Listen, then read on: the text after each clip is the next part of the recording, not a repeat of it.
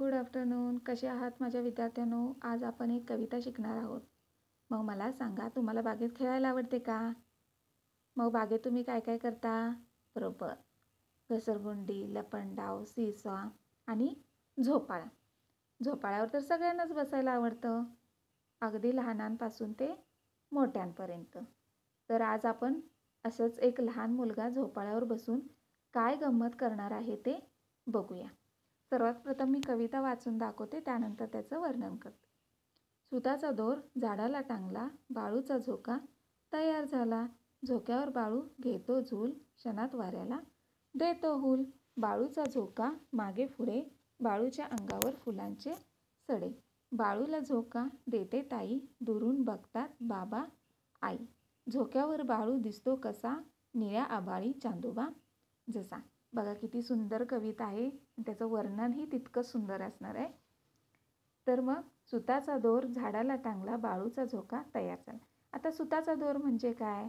तर कासरा, म्हणजे बारीक धाग्यापासून बनलेला दोरखंड. आणि हा दोरखंड झाडाच्या फांदीला घट्ट बांधलेला आहे आणि बाळूचा झोका काय झालेला आहे? तयार झालेला आहे.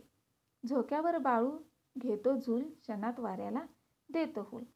बाळूचा झोका आता तयार झालाय आणि बाळू त्या झोक्यावर झूल पण घेत आहे आणि काही वेळात बाळू वाऱ्याबरोबर झोका चढवत पण आहे.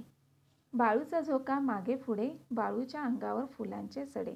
बघा आता बाळूचा झोका उंच उंच चढत आहे आणि त्यामुळे त्याचा झोका मागे पुढे जात आहे आणि मागे पुढे जात असून तो जास्त उंचावरही जात आहे. उंचावर गेल्यामुळे झाडाच्या फांद्या काय लागलेत?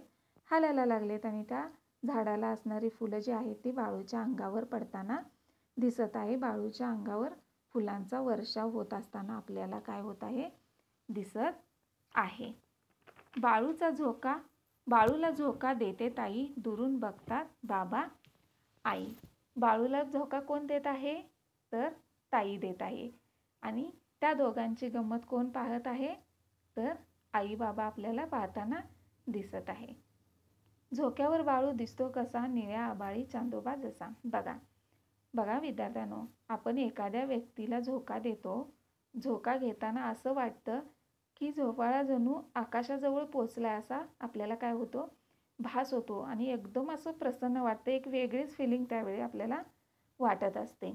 आणि जसजसा झोका वरती जाईल, आकाशाला अगदी टेकल्यासारखं वाटतं, तेव्हा आपला चेहरा प्रसन्न होतो, म्हणजे अगदी चंद्रासारखा दिसतो. असं वर्णन ह्या कवितेत केलेलं आहे.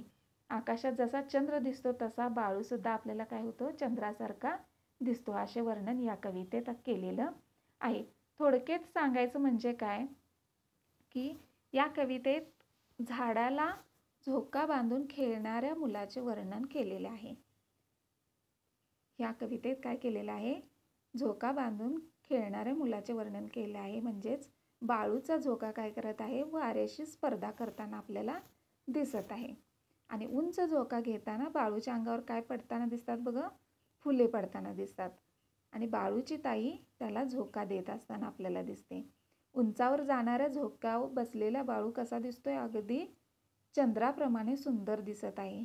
आणि आपल्या मुलांना खेळताना पाहून मुलांचे आई बाबा काय अगदी खुश झालेले आहेत. म्हणजे कोण? बाळूचे आई बाबा. अशा तऱ्हेने आपली कविता इथं संपलेली आहे. धन्यवाद.